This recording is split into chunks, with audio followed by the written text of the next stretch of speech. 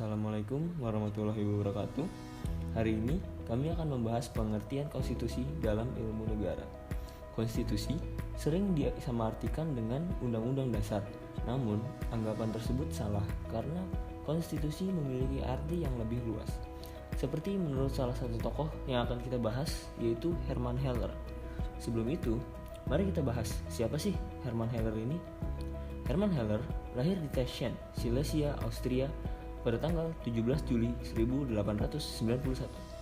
Dia merupakan seorang sarjana hukum Jerman dan seorang filsuf Yahudi. Ia aktif di sayap non-Marxis Partai Sosial Demokrat Jerman selama Republik Weimar.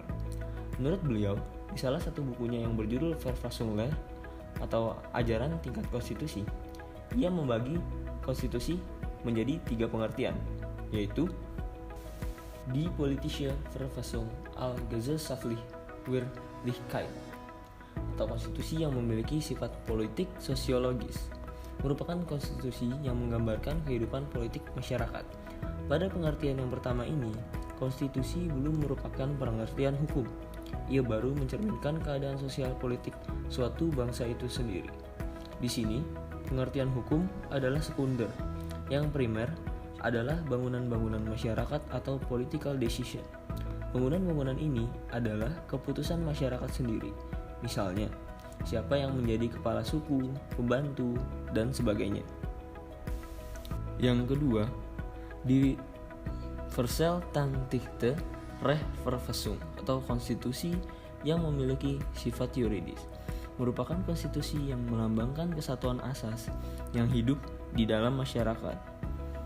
Pada pengertian kedua ini, keputusan-keputusan masyarakat tadi dijadikan suatu perumusan yang normatif, yang kemudian harus berlaku. Pengertian politik diartikan sebagai ein sein, yaitu suatu kenyataan yang harus berlaku dan diberikan suatu sanksi kalau hal tersebut dilanggar. Dalam hal ini, kita bisa mengambil contoh pada tingkat pertama, seperti yang telah dikemukakan di atas. Misalnya, sifat tukar-menukar dalam perdagangan kemudian dijadikan jual-beli, sewa-menyewa.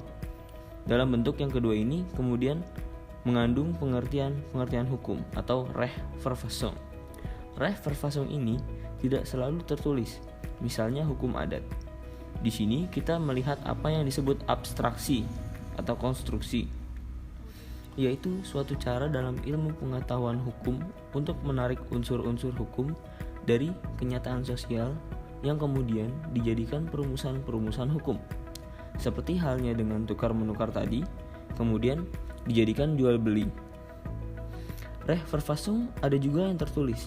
Hal ini timbul sebagai pengaruh dari aliran kodifikasi, yaitu yang menghendaki sebagian hukum ditulis dengan maksud untuk, yang pertama, mencapai kesatuan hukum, yang kedua, kesederhanaan hukum, yang ketiga, kepastian hukum. Pengertian yang terakhir, Die Geschriebene Verfassung, konstitusi yang memiliki sifat politis, merupakan konstitusi yang tertulis dalam suatu naskah sebagai undang-undang atau sebagai suatu peraturan hukum. Pengertian ketiga ini adalah suatu peraturan hukum yang tertulis. Dengan demikian, Undang-Undang Dasar adalah salah satu bagian dari konstitusi dan bukan sebagai penyamaan pengertian menurut anggapan-anggapan sebelumnya.